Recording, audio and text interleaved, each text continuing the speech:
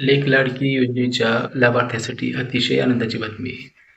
ज्या लाभार्थ्यांनी या योजनेसाठी अर्ज केला होता, जे पात्र झाले असतील त्या लाभार्थ्यांना आता पहिला हप्ता म्हणजे ₹5,000 जमा होणार आहेत. यासाठी निधीची पूर्तता करण्यात आलेली आहे. याचा जी आर निघालेला आहे. याची आपण सविस्तर माहिती व्हिडिओच्या माध्यमातून पाहणार आहोत. तत्पूर्वी चॅनलवर जर नवीन असेल तर तुम्ही चॅनलला जरूर सबस्क्राईब करून ठेवा, कारण अशाच शासकीय योजनेच्या नवीन अपडेट तुम्हाला मिळत जातील.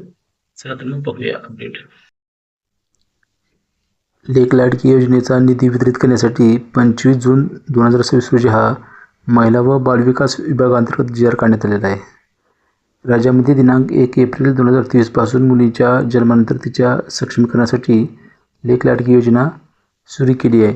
तरी या योजनेअंतर्गत जे पात्र असतील लाभार्थी त्यांना पहिला हप्ता देण्यासाठी निधीची मंजुरी देण्यात आलेली आहे. तर बघा, निधी 18,10,20,000 हा निधी मंजूर करण्यात आलेला आहे. तर यामुळे आता हा डायरेक्ट DBTद्वारे लाभार्थ्यांची रक्कम त्यांच्या बँक खात्यामध्ये जमा करण्यात येणार आहे.